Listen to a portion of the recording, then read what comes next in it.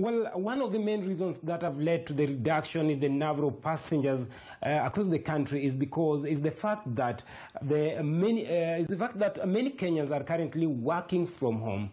Brenda Wanga. Indeed, Bernard, as many Kenyans worry about the cost of transport and the rest, the very source of that livelihood is now under threat.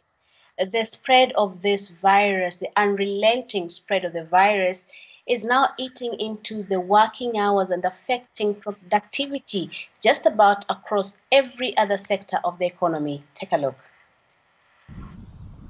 The silence here is only broken by the sounds of nature. In pre-COVID-19 times, the squeals of children in the playground at break time would dominate. Your eyes?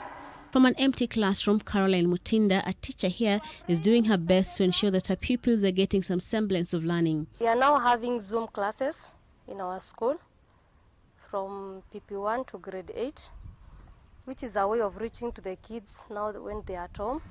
But it is the only way that the teachers can keep working, albeit with considerable downtime. School, I used to have 7 lessons, each 30 minutes, but now we are having only 1 lesson, 40 minutes, which is a disadvantage to the kids because we are taking few content at a time. Report what we have said, report what everyone is saying. The pandemic has caused a reduction in working hours across various sectors and industries. Education tops the list, with teachers found to be losing up to 40 working hours every week. Wholesale and retail traders like shops and supermarkets have been losing 13 hours every week, whereas the insurance industry has been losing up to 12 working hours every week. The agriculture industry has seen a shrink of up to 8 hours to tend to farms, while medical practitioners, largely on the front line of the war, have been losing up to 5 working hours. Public administration and security agencies have been losing 2 working hours every week. As for the reasons for absence, 49 out of every 100 working Kenyans interviewed cited the stay-at-home order as the reason for losing in working hours.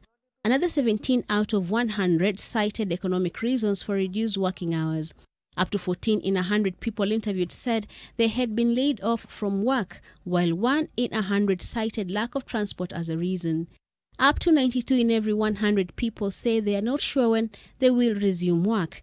Another 6 in every 100 Kenyans say they might return between 1 to 3 months, whereas 1 in every 100 Kenyans say they are certain about not returning to work at all. The impact of the productivity, like the syllabus-wise, we cannot start a new concept because not all the pupils have joined the Zoom.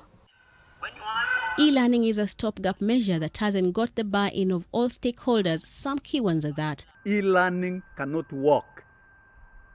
It poses a lot of inequity. One biggest risk in COVID-19 is inequality in access of education.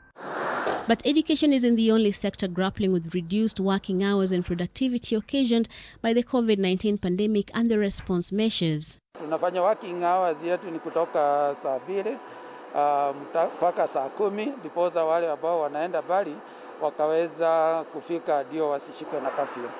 Pia wakati wa jioni kunakuwa na challenges ya transportation, so we release them early ili waweze kufika na wakuwe wako safe nyumbani. Human resource practitioners say that the landscape of work may have been altered, perhaps permanently, by this virus. In the short term, we are going to see people continuing to work from home for various reasons, mostly driven by the costs that an employer will have to incur to bring everybody back to the office.